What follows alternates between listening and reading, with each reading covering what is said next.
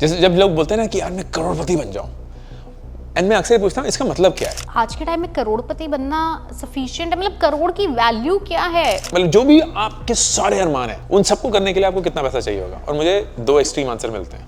एक आंसर होता है 400-500 करोड़ कि 5-10 लाख रुपए मिल जाए तो काफी है जिंदगी के लिए। मेरी जिंदगी का नंबर बता देता हूँ मैं आपको। अपना फैट नंबर। मेरा नंबर मुझे पता है 21 करोड़। उस पॉइंट पे जब मैं पहुंचा तो मुझे पता था कि अब मुझे पैसा कमाने के लिए काम नहीं करना होगा। बट यू रियली सी कि जब पैसा बेइंतहा हो जाता है ना तो खर्च करने के साधन इतने नहीं रहते। इसलिए हम देखते हैं कि भाई जामनगर जामनगर जामनगर जामनगर, लाइक मुझे नहीं लगता, and of course I have no idea of how it is, कि मुकेश अंबानी को कोई भी रीजन होगा रोज ऑफिस जाने का। He doesn't need to. All of them don't need to, but still they do. And it is not to earn money. It is because they don't know any better. उन्होंने जिंदगी भर सिर्फ काम ही किया है। अगर आप 25-30 तक फाइनेंशियली इंडिपेंडेंट होना चाहते हैं, रिटायर करना चाहते हैं, you are bound to then make mistakes. आप शॉर्टकट लेंगे, आप अननेसेसरी रिस्क लेंगे, आप गलत पाथ पे जाएंगे। मुझे ऐसा लगता है कि 40 साल के राउंड अबाउट।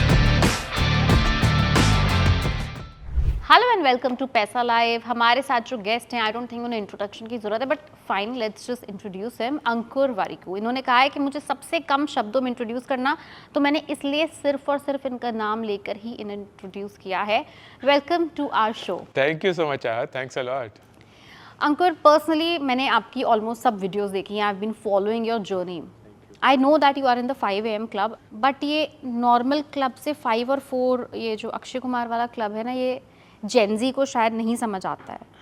सो वाई नहीं, वाई का बहुत बहुत सिंपल रीज़न है चाहत। कोई 4 AM कोई 5 AM क्लब की ज़रूरत नहीं है ज़िंदगी में। ज़िंदगी में एक चीज़ की ज़रूरत है कि जिस समय भी आप रोज़ सुबह उठें, आप उसी समय रोज़ उठें। सिंपल। हमारी बॉडी को ना हम शॉक्स नहीं दे सकते कि आज मैं उठूंगा 6 बजे, फिर आज मैं उठूंगा 8 बजे, आज हम सोएंगे 11 बजे तक, क्योंकि फिर बॉडी कंफ्यूज हो जाती है और उसका दिमाग खराब हो जाता है, उसको पता नहीं है कि कैसे ऑपरेट करना है। तो आप जिस वक्त भी उठना चाहें, चाहे वो 4 हो, 5 हो, 6 हो, 7 हो, आप उसी वक्त हर रोज उठें। That is all that you need. So I believe the path is making money, right? Minting money or making money is not the path, because मुझे तो लगता है कि निर्वाणा वही है। Money is the, it's all about money, honey. I agree with it. अगर आप उस अप्रोच से ले रही हैं कि पैसे से हमारे को हमारी फ्रीडम, हमारी आज़ादी मिल जाएगी, ये नहीं होगा कि जैसे जब लोग बोलते हैं ना कि यार मैं करोड़पति बन जाऊं, एंड मैं अक्सर पूछता हूँ इसका मतलब क्या है। इसका मतलब क्या ये है कि उनके पास बैंक में 1 करोड़ होना चाहिए?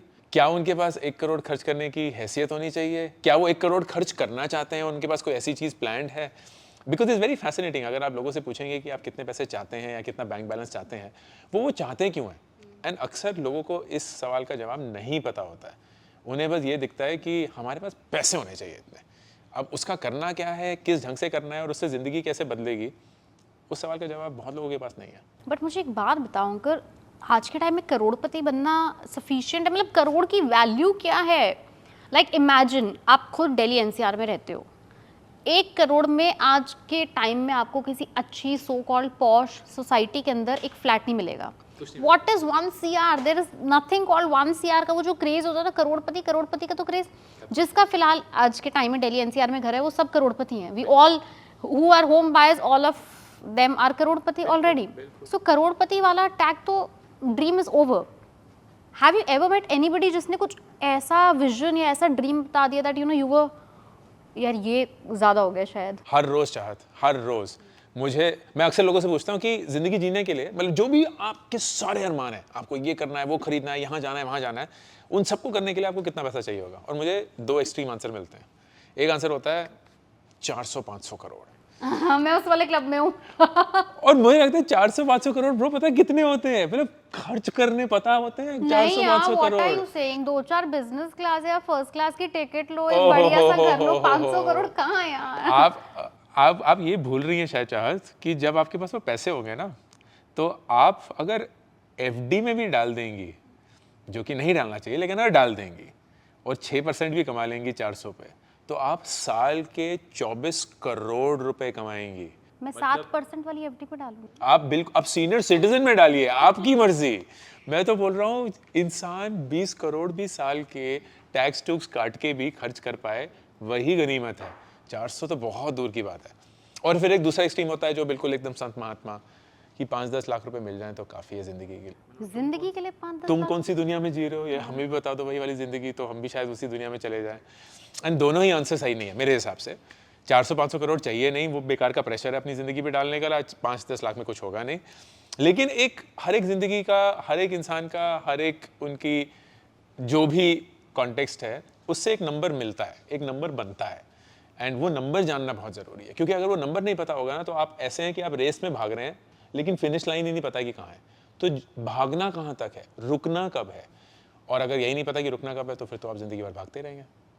बट मुझसे अगर आपने पूछा नहीं, मुझसे पूछोगे तो मैं तो 400-500 करोड़ वाले क्लब में हूँ। मैं तो I am very inspired by Nita Ambani. She just bought a very beautiful champagne colour Rolls Royce which, so I don't think 400-500 crore रुपए खर्च करने इतने मुश्किल होंगे। बट ये 5-10 लाख वाले ग्रुप से मुझे थोड़ा डर लगता है, because that is very unrealistic. No it is of course, मतलब ये नहीं हो सकता, दोनों ही नहीं हो सकते। मतलब 500, आपके पास जिस दिन 500 करोड़ आएंगे, मैं बौखला जाऊंगी। 3-4 दिन मुझे समझ नहीं आएगा मैं क्या 3-4 दिन मुझे लगा तो 3-4 साल लग जाएंगे थोड़ा संभलने में, लेकिन जब आएंगे तो आप ऐसा करिएगा, आप 100 करोड़ मुझे दे लीजिएगा और मैं आपको 400 करोड़ में जिंदगी अच्छे से ना, रोल्स रॉयस वगैरह जब भी चाहिए हो, जो भी चाहिए वो सब करवा लेंगे। अच्छा, यू टेल मी, अगर आपको अराउंड 400 CR अगर आपको बहुत अनरियलिस्टिक सा लग रहा है। मेरी जिंदगी का नंबर बता देता हूँ मैं आपको। अपना फायर नंबर बता। मेरा नंबर मुझे पता है, 21 करोड़। मेरे जिंदगी का फायर नंबर 21 करोड़ है। एंड उस पॉइंट पे जब मैं पहुंचा तो मुझे पता था कि अब मुझे पैसा कमाने के लिए काम नहीं करना होगा। मैं तब भी काम कर रहा हूँ और मैं बहुत अच्छे से काम करता हूँ क्योंकि मुझे मज़ा आता है अपने काम में, मैं बिजी रहता हूँ, दिमाग चलता रहता है। लेकिन ये नहीं है जद्दोजहद कि यार अगर आज काम नहीं किया तो कल महीना कैसे चलेगा, ये सब वो एस्केप निकल चुका है। तो 44 साल की उम्र में मैं वहाँ पहुँच गया। मैं बहुत खुश हूँ क्योंकि अगर सब कुछ सही रहा तो अगले 40 साल ज़िंदगी अच्छे से बीतेंगे, पर यही चाहिए। आपने अपना फायर नंबर निकाल लिया, आपकी जो ड्रीम नंबर है 21 करोड़, कैसे निकाला? ओके, बहुत लोगों को नहीं पता है। हाँ, इसमें मैंने ना एक पूरा एक वीडियो बनाया था और ये मेरा सबसे पसंदीदा मैंने वीडियो देखा था, बट हमें व्यूअर्स को भी बताना है। हाँ बिल्कुल बिल्कुल। तो वो वीडियो था, share like and subscribe, ABP News को भी करिएगा कि how much do you need to live life, basically ये नंबर था। एंड सिंपल सा अप्रोच है, एक्सेल शीट में करते हैं तो थोड़ा कॉम्प्लिकेटेड लगता है, लेकिन वो मैंने सब सरल कर दिया था कि आपकी महीने का खर्चा जितना है आप उसको थोड़ा सा फ्यूचर में एक्स्ट्राप्लेट करेंगे, इन्फ्लेशन से बढ़ाएंगे वगैरह।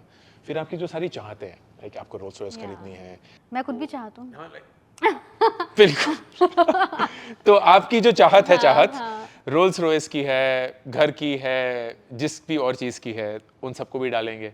आज की डेट में उसका कितना कॉस्ट होगा, जब आप खरीदना चाहते हैं तो तब तक ये कॉस्ट बन चुका होगा वगैरह। फिर ज़िंदगी में बहुत सारी अनप्रेडिक्टेबल चीज़ें हो जाती हैं तो उसका एक बफर डालेंगे। जैसे मैंने अपनी ज़िंदगी में करीब 40% का बफर डाला है, क्योंकि मुझे लगता है ज़िंदगी प्लान थोड़ी होती है, कुछ भी हो सकता है। और वो सब कुछ जोड़ के हम एक प्रेजेंट वैल्यू नंबर निकालते हैं। एंड वो तरीका होता है ये ज़िंदगी में कितना पैसा चाहिए उसका निकालने का। इसमें एक बड़ी इंटरेस्टिंग और बहुत ऑब्वियस चीज़ होती है। अगर मैं अपनी सारी ज़रूरतों का हर साल का सम करूंगा ना तो वो करीब 35-40 करोड़ रुपए आएगा। और लोगों को ये गलतफहमी होती है कि हमें आज ही वो 35-40 करोड़ रुपए चाहिए होंगे। नहीं, आपको नहीं चाहिए पूरे पैसे। ये नहीं होता कि जो जो खरीदना है उस सबको जोड़ दो तो जो नंबर आएगा वो आपका नंबर है, वो तो गलत है। क्यों? क्योंकि अगर वो सारा पैसा आपके पास आज आ जाएगा तो वो पैसा कहीं तो आप रखेंगे ना। अगर आप एफडी भी कराएंगे या किसी म्यूचुअल फंड में डाल देंगे या कहीं भी कुछ और करेंगे तो वो एक रिटर्न कमाता रहेगा। तो खर्चे आपके धीरे धीरे होंगे लेकिन अमाउंट आपका बढ़ता रहेगा। तो you will actually need a much lesser amount than the actual sum of all your desires and your needs and your wants. तो इसीलिए वो 21 करोड़ का नंबर। तो वो मैथमेटिकल कैलकुलेशन एक्सेल शीट आराम से कर लेती है, दिमाग पे लोड नहीं डालना। लेकिन ये पता होना कि आप क्या क्या चीज़ें चाहते हैं, कब चाहते हैं, कितने आपके खर्चे हैं, कितना आपका प्रेडिक्टेबिलिटी वाला प्लान है, वो एक अप्रोच है। आपने बताया कि सारी ज़रूरतों को कैलकुलेट करो, लेकिन कोई ऐसा व्यक्ति जिसे पता ही नहीं, जो नाइव है, somebody who's as young as 20, 25, 30 में भी बहुत लोगों को नहीं पता है, चलिए मान लेते हैं, ज़रूरतें क्या होनी चाहिए, वो क्या हो सकती हैं? Must haves? एक ना 80-20 रूल होता है लाइफ में। 80-20 रूल का मतलब ये होता है कि अगर आप ज़िंदगी में अक्सर अपना प्रोफेशनल, एजुकेशनल करियर, रिश्ते भी वगैरह देखेंगे, 20% of your hard work amounts to 80% of your outcome. तो जो आपके सारे दोस्त हैं ज़िंदगी में, 20% दोस्त जो होंगे ना, वो 80% वैल्यूबल होंगे।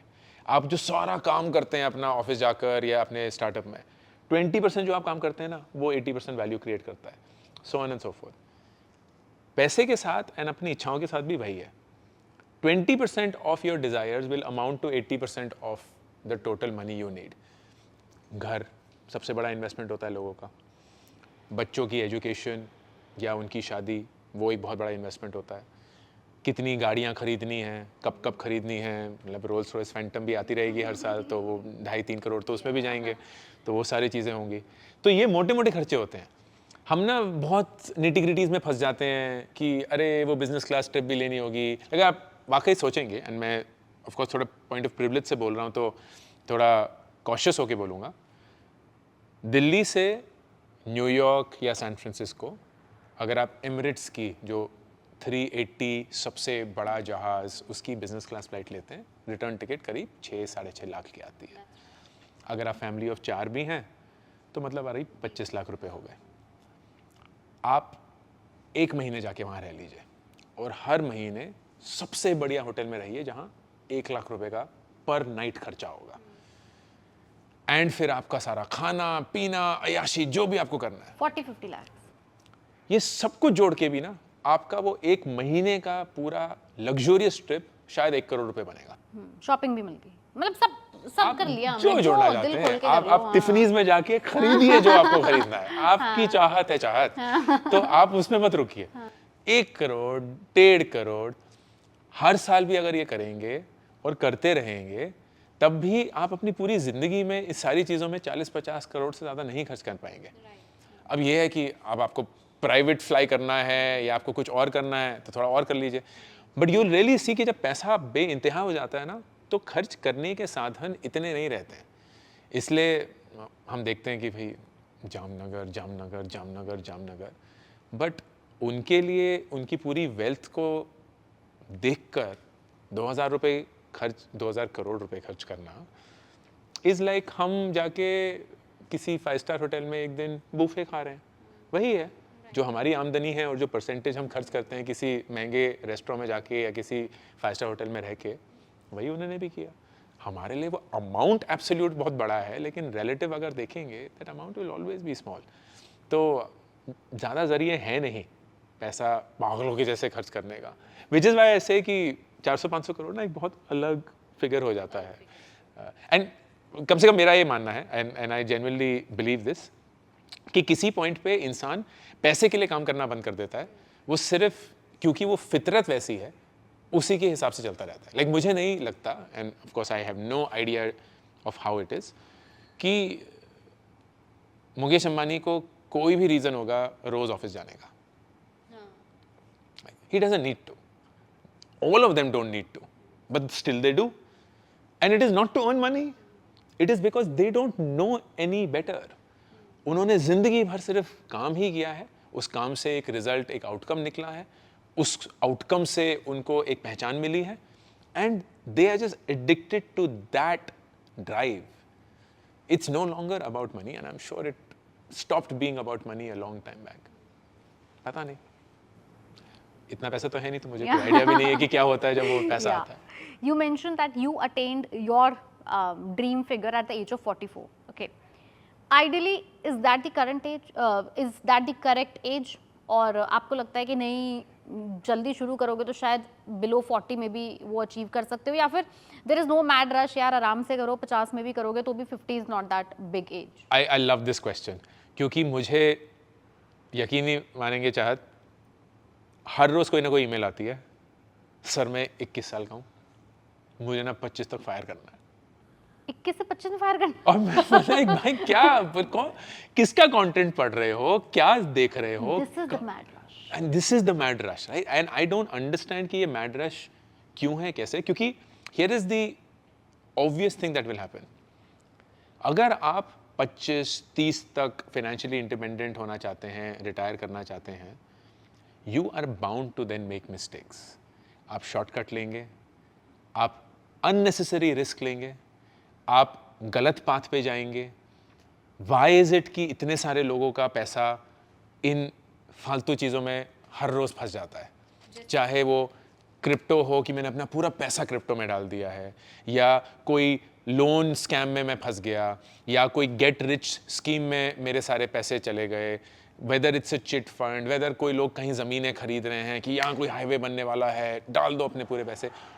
All of this is largely just greed, एक रफ्तार जिससे उन्हें पता है कि रातों रात वो अमीर बन जाएंगे।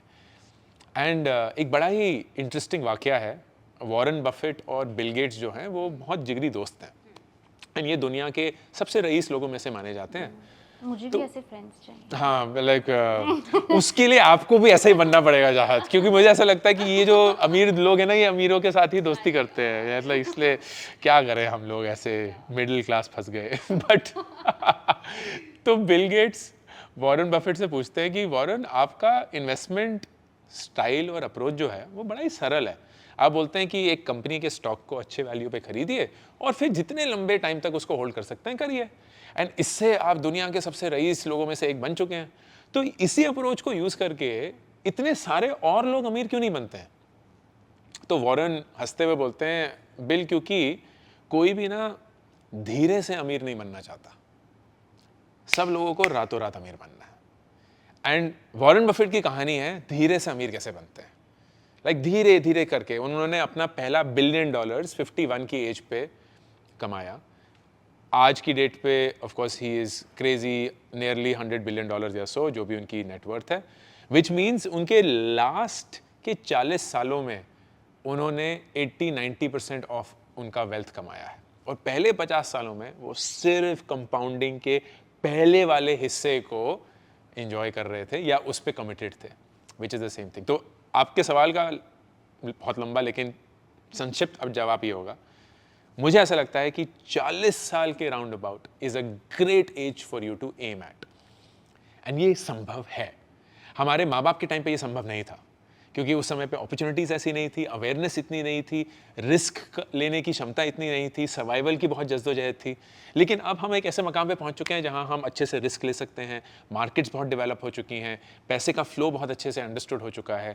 तो you can really start early 20-25 साल की उम्र में, एंड 40 तक अगर आप अच्छे से patiently without taking unnecessary risk committed रूप से इन्वेस्ट करेंगे, you can hit a fire amount by 40 और सो, विच इज़ ग्रेट, क्योंकि उसके बाद फिर आपके पास 40-50 साल और हैं अपनी ज़िंदगी एंजॉय करने के लिए।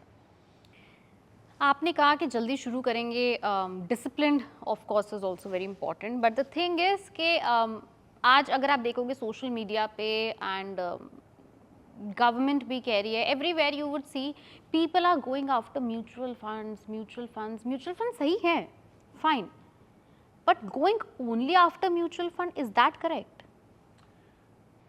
इट इज़ सो, इसको थोड़ा सा समझना होगा कि म्यूचुअल फंड करते क्या हैं।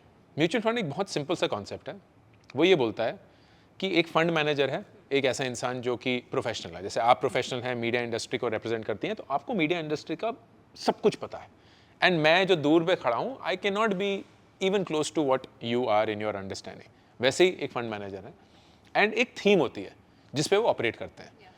फॉर एग्जाम्पल, अगर आप एक निफ्टी 50 इंडेक्स म्यूचुअल फंड लेते हैं, वो थीम बहुत सिंपल है कि भारत की टॉप 50 कंपनीज, उनमें हम इन्वेस्ट करेंगे, एंड वो कंपनियां शायद बदलती रहेंगी, शायद सेम रहेगी, हमें फ़र्क नहीं पड़ता, जो भी 50 होंगी टॉप 50, हम उनमें इन्वेस्ट करते रहेंगे। एक और थीम है जो बोलती है स्मॉल कैप म्यूचुअल फंड, कि भारत की जो स्मॉल साइज लिस्टेड कंपनीज हैं उनमें हम इन्वेस्ट करेंगे। अब इन दोनों का अप्रोच बहुत अलग है, आउटकम बहुत अलग है, रिस्क बहुत अलग है। स्मॉल कैप बहुत रिस्की है, लेकिन उसी के चलते अगर आप बहुत लंबे टाइम तक इन्वेस्ट करेंगे तो रिटर्न भी अच्छे हो सकते हैं। निफ्टी 50 काफ़ी स्टेबल है, रिलेटिवली स्टेबल है, क्योंकि टॉप 50 कंपनीज हैं, लेकिन उसके चलते फिर थोड़ा रिटर्न भी कम हो जाते हैं। But the basic understanding is कि ये स्टॉक्स में इन्वेस्ट कर रहे हैं, एंड अगर हमें ऐसा विश्वास है कि भारत की economy business wise fast grow करती रहेगी, then there is no reason to believe कि म्यूचुअल फंड्स भी फास्ट नहीं ग्रो करेंगे। आपकी इन्वेस्टमेंट का सिर्फ एक ऑब्जेक्टिव होना चाहिए, जिस रफ्तार से महंगाई बढ़ रही है उससे ज्यादा रफ्तार से आपके पैसे बढ़ने चाहिए। सिंपल, ये लॉजिक है। इन्फ्लेशन को आपको बीट करना है। इन्फ्लेशन है अभी 6%, on an average long duration में मान लीजिए 5% के करीब रहेगा, विच मीन्स आप अगर किसी भी चीज में इन्वेस्ट करें जो कि आपको आफ्टर टैक्स 5% या 6% से ज्यादा देता है, आपका पैसा इन्फ्लेशन से ज्यादा बेहतर बढ़ रहा है। बहुत सारे एवेन्यूज हैं नहीं, फिर फिक्स डिपॉजिट 6% देता है, टैक्स काट के अगर 20-30% आपका टैक्स है, आप 5% से कम में चले जाते हैं। सीनियर सिटीजन हम बने नहीं हैं तो हम उसका अवेल नहीं कर सकते। पीएफ अच्छा है लेकिन उसकी एक मैक्स कैप है, कितना ही डाल देंगे। ईपीएफ मैं अक्सर बोलता हूँ जितना आप मैक्स आउट कर सकते हैं प्लीज करिए, ज्यादा दे सकते हैं दीजिए। वीपीएफ, नहीं, voluntary, EPF employ provident fund जो कॉर्पोरेट वालों को मिलता है, तो वॉलंटरी प्रोविडेंट फंड भी हाँ कर सकते हैं। राइट, वो कर सकते हैं, क्योंकि पीपीएफ में सिर्फ 1.5 लाख Limit रुपए है। का कैप है, तो आप कितना ही सो यू उसमें बिलीव डालेंगे। कि एम्प्लॉइज को करना चाहिए? 100% करना Why? चाहिए, क्योंकि that is the safe growth that you are giving to your money, and एक परसेंटेज ऑफ योर इन्वेस्टमेंट हमेशा सेफ एसेट्स में जानी चाहिए। एक रूल है 100-X रूल, बड़ा इंटरेस्टिंग रूल है, सिंपल रूल है कि अगर आपकी उम्र X है, फर्ज करिए आप 30 साल के हैं, तो X% मतलब 30% आपका इन्वेस्टमेंट का हमेशा सेफ एसेट्स में जाना चाहिए, जहां प्रिडिक्टेबल रिटर्न्स हैं, आइडियली फिक्स्ड रिटर्न्स हैं, और बाकी आपका स्टॉक मार्केट में जाना चाहिए। तो अगर आप 50 साल के हैं तो आपका इन्वेस्टमेंट स्प्लिट 50-50 होना चाहिए। अगर आप 25 साल के हैं तो 25% सेफ, 75% आपका इक्विटी में जाना चाहिए। And this is the normal rule जो काफ़ी हद तक लागू होता है। तो स्टॉक मार्केट में इन्वेस्ट करिए, लेकिन वहाँ mutual funds is the best तरीका। बहुत लोगों को स्टॉक्स खरीदने की बड़ी आदत होती है, लाइक चुल होती है, खासकर मर्दों को। आई डोंट नो व्हाई, एक थोड़ा सा ना हमें फील लाइक ब्रो ये खतरों के बेटिंग जैसा खिलाड़ी। लग रहा है, लाइक कि हम खेल रहे हैं, ये कर खतरों रहे के हैं, खिलाड़ी। एंड ना इतना खतरों के खिलाड़ी बनने का फायदा ही नहीं है। मैं ये बोलता हूँ, ना मेरे पास एक्सपर्टीज़ है, ना मेरे पास अंडरस्टैंडिंग है, ना मेरे पास वक्त है, मैं इन स्टॉक्स को इवेलुएट करूं, ये करूं, वो तो हो नहीं सकता। फिर मैं क्या करूंगा, स्टॉक टिप्स पे चले जाऊंगा, किसी ने व्हाट्सएप टेलीग्राम पे भेज दिया, भाई ये रातों रात। बस ये बहुत ट्रेंड चल रहा है, 500 रुपए में वारे- टेलीग्राम ग्रुप ज्वाइन करो, 1000 रुपए में टेलीग्राम ग्रुप, और penny stocks मिलेंगे। पेनी स्टॉक्स मिलेंगे, 1 रुपए वाला 10 रुपए यू हो विल गेट जाएगा। 10 गुड एग्जांपल्स जो लकीली किस्मत से परफॉर्म कर गए। वो 10 एग्जाम्पल देख के लोग 100 बेच रहे हैं, और बेचने वाले 100 स्टॉक्स को खरीदने वाले 1 करोड़ लोग हैं। यू मस्ट हैव सीन सारी रिपोर्ट्स के किस तरह से एकदम से रिटेल जो ट्रेडर्स हैं, इन्वेस्टर्स हैं, एकदम से बढ़ गए। क्योंकि क्या ये सब- है, like this is mad rush, which right? Is why exactly. तो मैंने बोला म्यूचुअल फंड ना बहुत बोरिंग है, तो अक्सर लोग पूछते हैं कि फिर क्या करें। एंड मैं बोलता हूँ, हम ना एक कॉन्सेप्ट होता है, कम से कम मैंने अपनी जिंदगी में बनाया था, play money. Play money. Play money क्या है? ये पैसा है जिसके साथ आप खेलिए, बिना किसी रोक टोक के, बिना किसी शर्म के, कुछ इलीगल मत करिए लेकिन खेलिए। तो 10% मान के चलते हैं, लेट्स से प्ले मनी है, उस 10% से आपको ट्रेडिंग करनी है, करिए। स्टॉक टिप्स खरीदने हैं, करिए। आप कहीं किसी उसमें इन्वेस्ट करना चाहते हैं जहां बहुत ज़्यादा रिस्की है, करिए, लेकिन सिर्फ 10% से, क्योंकि आपको ना अपने इन्वेस्टमेंट की बुनियाद बनानी पड़ेगी। वो बुनियाद नहीं हिली हो सकती है, क्योंकि अगर वो हिल गई तो छोटा सा भी भूकंप आएगा, गए। नींव अच्छी बनाइए, फिर नींव बनाने के बाद आप थोड़ा सा एक फ्लोर और डालना चाहते हैं, बरसाती बनाना चाहते हैं, वो सब करना चाहते हैं, बड़ा आराम से बन जाएगा। लेकिन अगर नींव ही हिली हुई है तो फिर तो कुछ भी बनाएंगे वो छोटे से भी हिल जाएगा। सो ये मैड रश में नहीं पढ़ना है, बिल्कुल नहीं पढ़ना है। लेकिन एक मेरा एक और सवाल है, since I also invest in mutual funds, I also invest in shares, मतलब पूरी कैलकुलेशन करके एक मेरा सवाल ये है, और मैं बहुत टाइम से किसी एक्सपर्ट से पूछना भी चाह रही थी कि आप कितना भी पैसा म्यूचुअल फंड के अंदर इन्वेस्ट करो, वो मैक्सिमम आपको एक सर्टन लेवल तक का ही इंटरेस्ट रिटर्न देगा, but at the same time अगर आप उस म्यूचुअल फंड के स्टॉक्स के अंदर इन्वेस्ट करो, वो आपको ज़्यादा रिटर्न दे देते हैं। ऐसा कैसे नहीं होता कि म्यूचुअल फंड आपको उतना सेम, मतलब ये इज देयर अ पीछे एल्गोरिदम? ये बहुत लोगों के सवाल हैं। तो the basic reason of that is, आप अगर इंडिविजुअल स्टॉक्स में इन्वेस्ट करते हैं तो आप अपना पूरा कैपिटल उसमें एलोकेट कर रहे हैं। म्यूचुअल फंड में कैपिटल एलोकेशन उतना ही ज़रूरी होता है जितना आप स्टॉक्स कौन से पिक कर रहे हैं। तो आपने 10 स्टॉक तो उठा लिए, लेकिन ये नहीं है कि अगर आप 1000 रुपये इन्वेस्ट कर रहे होंगे तो सब में 100 रुपये करेंगे। एक स्टॉक में 250 रुपये चले जाएंगे, एक स्टॉक में शायद सिर्फ 30 रुपये जाएंगे। तो जो भी उस स्टॉक का रिटर्न होगा उसको मल्टीप्लाई करेंगे कैपिटल एलोकेटेड से, तो आपको एक रिटर्न मिलेगा। तो वो रिटर्न मोटा मोटा म्यूचुअल फंड के लिए एक टाइट रेंज ही होती है। Mutual funds by design are not incentivised to do much better than what they are expected to. They are also of course penalized for doing much worse than what they're expected to. तो वो एक बहुत ही अच्छे से tight range में चलते हैं, उनका थीम ही वही होता है। That is the basis for them to sell their product and their service. अगर आप इंडिविजुअल स्टॉक्स में करेंगे ऑफ कोर्स आउटकम बहुत अलग आएगा, लेकिन फिर वही है, आपको इस समय पता है कि वो स्टॉक कौन से हैं क्योंकि आप म्यूचुअल फंड देख सकते हैं, पर वो तो हर 3 महीने या 3 हफ्ते या 6 महीने में रीबैलेंस करते रहते हैं, मतलब चेंज करते रहते हैं अपना पोर्टफोलियो। आप उन्हीं को ट्रैक करते रह जाएंगे और उनके वेटेजेस को ट्रैक करते रह जाएंगे, तो आपका वक्त वहीं चला जाएगा। अब वो 1% में अगर आपके लिए करने के लिए तैयार है तो शायद वही आपके लिए ज़्यादा फायदेमंद है। एक और ट्रेंड हमने देखा है आजकल, ये जेन ज़ी के अंदर कॉन्सेप्ट आ गया है कि वो कहते हैं, जो कि ऑन द कॉन्ट्ररी हमारे पहले वाली जनरेशन के कॉन्सेप्ट से बिल्कुल ऑपोजिट है। घर खरीद के क्या फ़ायदा है, लोन के चक्कर में पड़े रहेंगे, बढ़िया से रेंट पे रहते हैं, योलो है, you only live once and we live our life to the fullest. On the contrary हमारे पेरेंट्स पूरी ज़िंदगी अपने आप को उन्होंने पूरी मेहनत करी है, जद्दोजहद करी है, घर के ऊपर छत होना चाहिए, घर घर घर छत छत छत छत छत हमने सुना है। बिल्कुल। You as Ankur Warikoo, what do you believe in? मेरा बहुत स्ट्रॉन्ग एक बिलीफ है, चाहत, हर एक इंसान का घर होना चाहिए। एक बहुत बहुत बड़ा साइकोलॉजिकल इम्पैक्ट होता है आपकी लाइफ पे जब आपको पता होता है कि जिस घर में आप रह रहे हैं वो आपका है। प्रॉब्लम है कि वो घर जल्दी अगर आप खरीद लेंगे तो आप फंस जाएंगे। क्यों? 25-30 की उम्र में अगर आप घर खरीदेंगे, तनख्वाह भी कम है, तो EMI देने की हैसियत भी कम है, मतलब घर की जो वैल्यू आप खरीद सकते हैं वो भी कम है। तो आप खरीद लेंगे, फिर जब शादी होगी, बच्चे होंगे, माँ बाप भी बुजुर्ग हो जाएंगे, तो वो घर छोटा पड़ जाएगा, लेकिन आप उस घर के साथ जुड़ चुके हैं अभी। वो कॉलोनी आपके लिए वो हो जाएगी। हम जिस कॉलोनी में पले बड़े, अब उस कॉलोनी में हम सोच भी नहीं सकते कि हम रहेंगे। लाइक मैं लाजपत नगर में पड़ा बड़ा, जैसे हम बात कर रहे थे कि कैसे रहते थे उस समय, भी लगता था लाजपत नगर तो दुनिया पूरी, बड़ा मजा आता है, सब कुछ है। लेकिन जब हम बाहर निकले फिर लग रहा है अरे इतनी भसड़ थी, लोग एक दूसरे से टकरा रहे हैं, कहीं चलने की जगह नहीं है, घर एकदम ट्रेन के डब्बों जैसे हैं, कैसे रहते थे यार वहाँ। तो जैसे जैसे आपका रुतबा बनेगा, आपकी हैसियत थोड़ी सी बनेगी, आपका शायद वो स्टैंडर्ड ऑफ लिविंग भी होगा कि आप अपार्टमेंट्स में रहना चाहते हैं, गेटेड कम्युनिटी में रहना चाहते हैं, 100% पावर बैकअप होना चाहिए, ये होना चाहिए, फलाना ढमका। तीसरी जो सबसे इंपॉर्टेंट चीज़ है, जेन ज़ी बहुत बहुत बहुत मोबाइल जनरेशन है, मोबाइल फ़ोन वाला नहीं, फ्लेक्सिबल इन मूविंग। तो हम यहाँ नोएडा में शूट कर रहे हैं, कल को बैंगलोर से कोई ऑफर आता है, हम नोएडा में घर खरीद के बैठ गए हैं, तो हम तो जगड़ गए ना।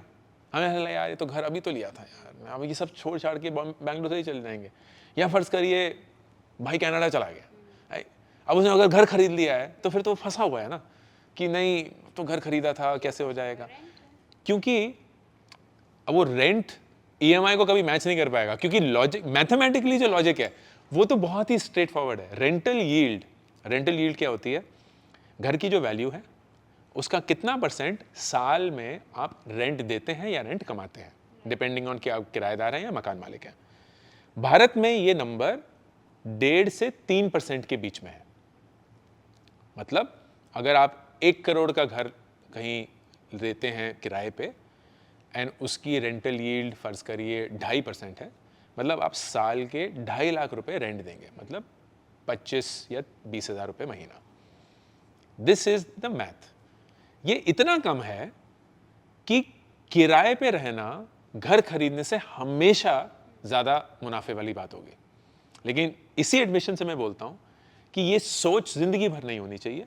एक ऐसा पॉइंट आता है जहाँ आपको ऐसा सोचना चाहिए कि अब हम अपना घर खरीद सकते हैं। मेरे माँ बाप ने 50 साल की उम्र में अपना पहला घर खरीदा, क्योंकि उससे पहले कभी हैसियत ही नहीं थी खरीदने की, तो पूरी फाइट मारी, जैसे आपने बताया, मिडिल क्लास अरमान, सर के ऊपर छत, अपनी छत, 50 साल पे वो मौका मिला तो उन्होंने खरीदा। हमने अपना पहला घर 40 साल की उम्र में खरीदा, 4 साल पहले ही। ऐसा हो सकता है कि हमारे बच्चे कभी घर खरीदेंगे नहीं, क्योंकि वो एक अलग जनरेशन में है, उनको लग रहा है यार फ्री रहते हैं, कौन से बंधन में बनना है, डिक्लाइन इन दिस एज, मतलब पहले 60, 50, 40, अब 30, 28, IT वाले तो मतलब 27, 28 में घर खरीद लेते हैं। जब दो लोगों की मिलकर 7-8 लाख रुपए महीने तनख्वाह आ रही है, बिल्कुल व्हाई नॉट? आप देखो एनसीआर में पूरा गुड़गांव एंड नोएडा, ग्रेटर पूरा Noida, young full generation। Of young generation.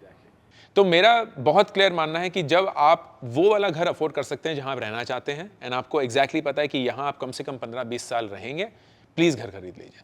लेकिन अगर वो क्लैरिटी नहीं है तो फिर जितना इसको आप डिले करेंगे उतना ही आपके अरमानों का घर आपको मिलेगा जब आप तैयार होंगे, which is around 35-40 years. That's a good reasonable time to expect. Ankur, हम बात कर रहे हैं कि बच्चे इन्फ्लुएंस हो जाते हैं। कमिंग बैक टू यू, अब तो खैर सोशल मीडिया पे there is so much of financial literacy everywhere. आपने खुद भी देखा होगा over the years financial literacy में हैव यू सीन कि चेंज आया है?